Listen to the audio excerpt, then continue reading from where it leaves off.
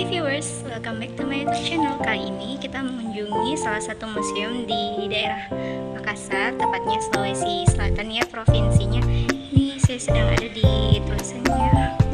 Nanti aku foto ya. Selanjutnya kita memasuki museumnya. It's very kind of amazing. Oke, kita masuk ke ruangannya.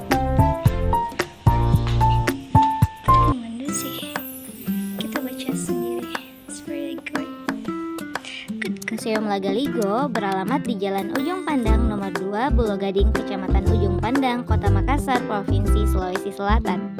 Ya, museum ini pertama berdiri di Sulawesi Selatan sebagai Celebes Museum pada tahun 1938 yang didirikan oleh pemerintah Hindia Belanda di Kota Makassar sebagai ibu kota pemerintahan Sulawesi dan daerah taklukannya, dan kepala museumnya adalah Tuan Nes.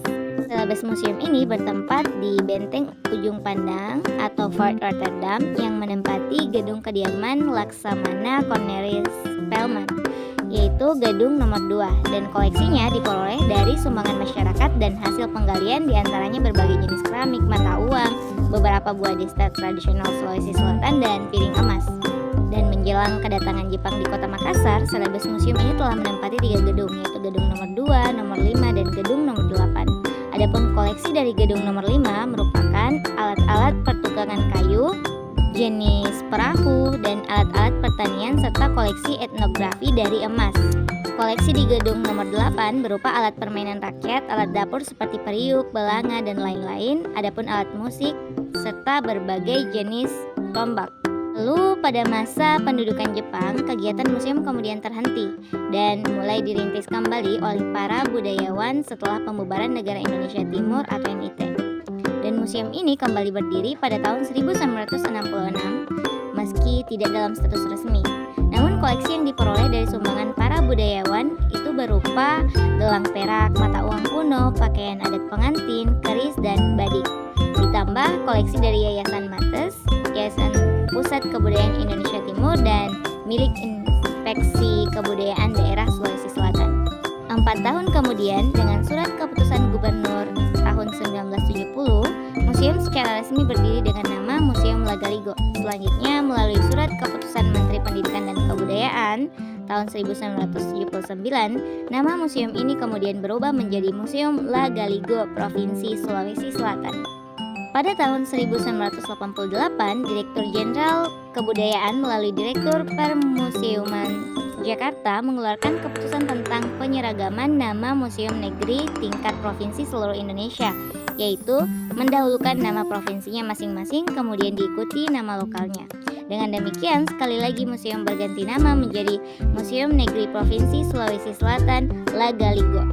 Lalu, di era otonomi, melalui surat keputusan Gubernur tahun 2001, nama museum diganti menjadi UPTD Museum Lagaligo Dinas Kebudayaan dan Pariwisata Provinsi Sulawesi Selatan. Pameran Museum Lagaligo disajikan di gedung nomor 10 yang terletak di sebelah selatan dan gedung nomor 2 di sebelah utara dalam kompleks Benteng Ujung Pandang. Dari pintu gerbang benteng, gedung nomor 2 ini terletak di sebelah kiri.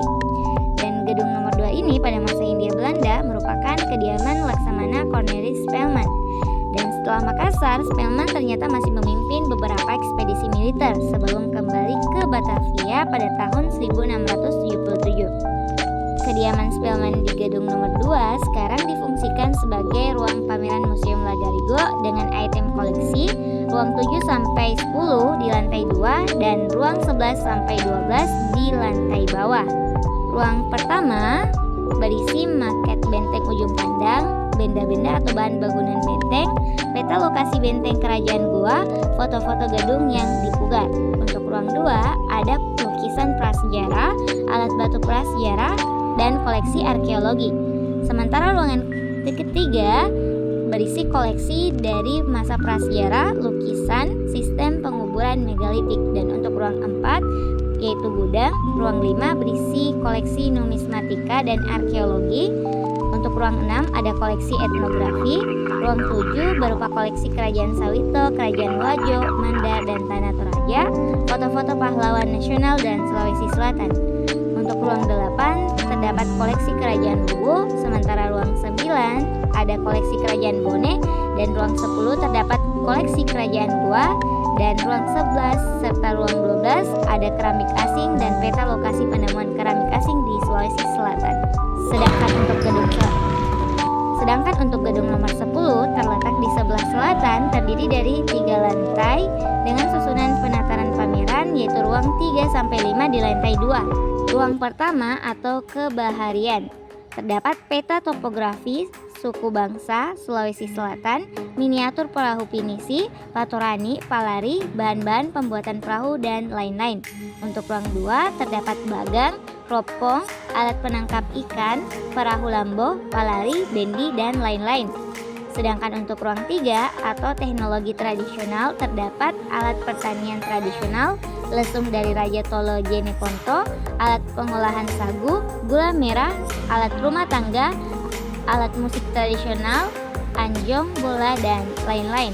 Sedangkan ruangan 4 terdapat alat tenun tradisional berupa alat penampaan besi dan hasil-hasilnya, alat proses pembuatan benang, lumsi, perangkat tenun tradisional, berbagai hasil tenunan dan pakaian adat Sulawesi. Dan untuk ruang 5 terdapat pakaian pengantin dan pelaminan, pakaian pengantin adat suku bangsa di Sulawesi Selatan, dan pelaminan. Sedangkan ruang 6 yaitu wawasan Nusantara terdiri dari pakaian adat Sulawesi Utara, Tengah, Kalimantan Timur, Sumatera Barat, dan lain-lain, serta panah dan patung Papua, pakaian adat Jawa dan Bali, dan lain-lain, serta lukisan Syekh Yusuf, tasbih, dan sebagainya. Museum Sulawesi Selatan ini diberi nama Lagaligo atas saran seorang seniman dengan pertimbangan nama ini sangat terkenal di kalangan masyarakat Sulawesi Selatan. Lagaligo adalah salah satu putra Saweri Gading Opunaware, seorang tokoh masyhur dalam mitologi Bugis. Dari perkawinannya dengan Wecudai Daeng Risompa dari kerajaan Cinawajo. Setelah dewasa, Lagaligo dinobatkan menjadi Pajung Lolo atau Raja Muda di Kerajaan Luwu pada abad ke-14. Lagaligo juga nambah sebuah karya sastra klasik dalam bentuk naskah tertulis bahasa Bugis yang terkenal dengan nama Sure Lagaligo dengan panjang 9.000 halaman, dan Lagaligo sendiri dianggap sebagai pengarangnya. Catatan studinya mengungkapkan bahwa kemungkinan penulisnya adalah perempuan bangsawan pada masa yang sezaman dengan kerajaan Sriwijaya.